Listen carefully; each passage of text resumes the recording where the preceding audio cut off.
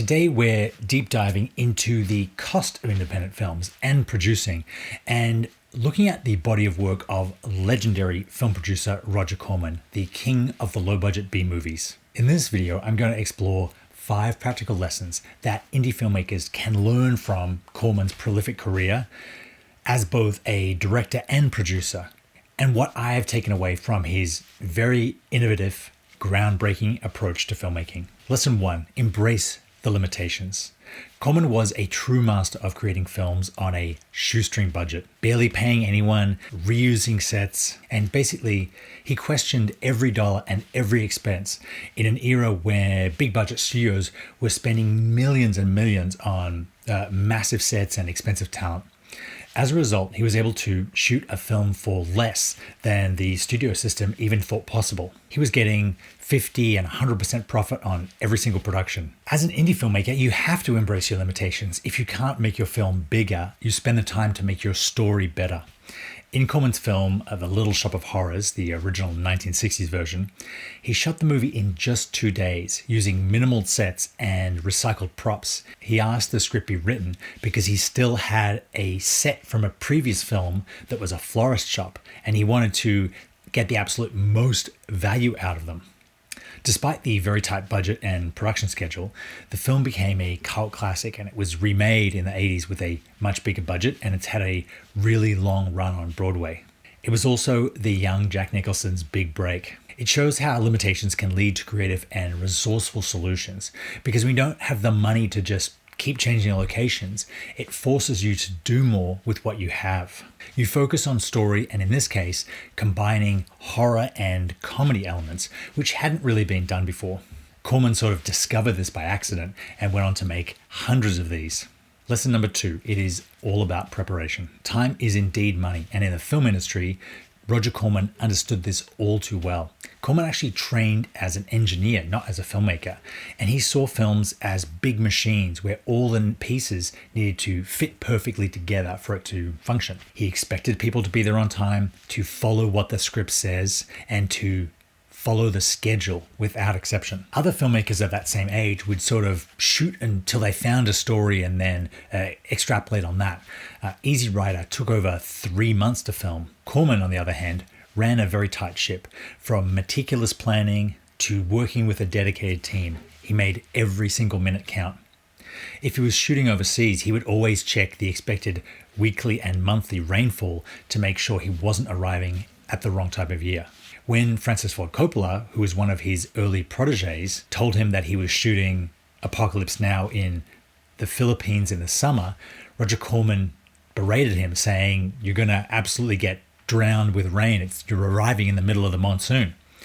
Francis Ford Coppola said, "Oh, I didn't think of that, but it's too late to change now." And indeed, they lost months and months to bad weather. If Corman had rented a camera package for a month, but could only shoot on weekdays, he'd always find a way to make another film on the weekends. And it was these sort of borrowed and stolen films that gave a lot of young directors their big break, including Francis Ford Coppola. Lesson 3, sell the concept, not the stars. Corman's films were mainly built around big ideas and high concept pitches.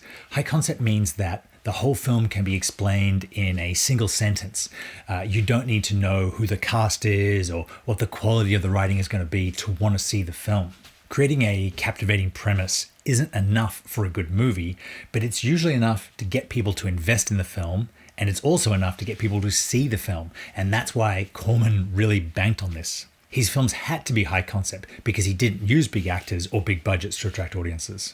In his movie Death Race 2000, which was shot in 1975, about the year 2000, is a great example of Corman's focus on these kind of movies.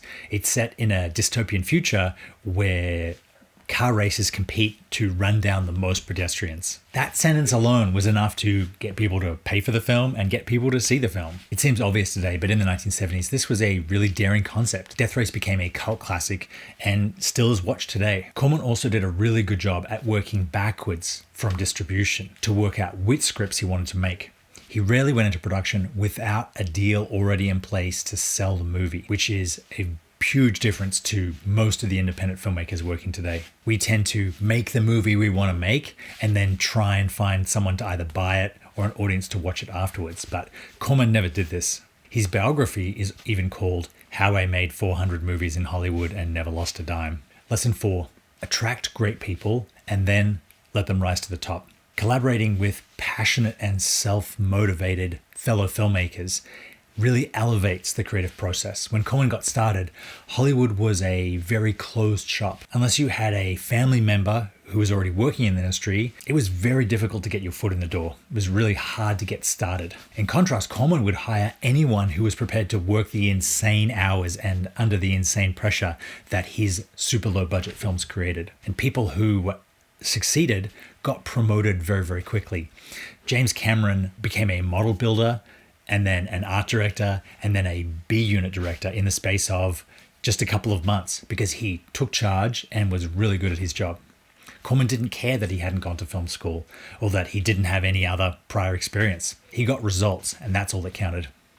It's the same with actors. He had a really good eye for talent, but his real secret was that he made so many films, he got to see so many people work and got to know who could perform under pressure and who couldn't, who looked great on camera and who didn't. If you were good, if you remembered your lines, if you showed up on time, he'd use you again. He'd give you larger and larger parts. Corman opened the door for a whole generation of actors who would never have come up through the studio system because they didn't have the right look or the right connections. Lesson 5. If you want to win, you have to play the game long enough for the odds to turn in your favor. Corman probably made about a dozen films that are still watched and studied today. He also made around 500 that aren't. But without those 500, he never would have made the dozen that are still amazing. I think if there's one thing I took from Roger Corman's career, it's that you can't get good at something unless you're constantly doing it. Too many people spend too much time just thinking about filmmaking or watching YouTube and expect suddenly, magically, to get good at it. You have to get down there in the trenches and start pressing record and editing and releasing and repeating. Ultimately, this is why I love Roger Corman. He spent his whole life making movies. He absolutely loves the process. In fact, he's still alive and working today. He's 97 years old. He doesn't need the money. He does it because he loves being the boss. He loves taking chances, and he loves bringing films to life. If you're interested in the art of production, I have a website called Canon Masterclass, where I have a bunch of tutorials on all facets of the filmmaking process. Check it out in the description. Thank you very much for watching, and I will see you next time.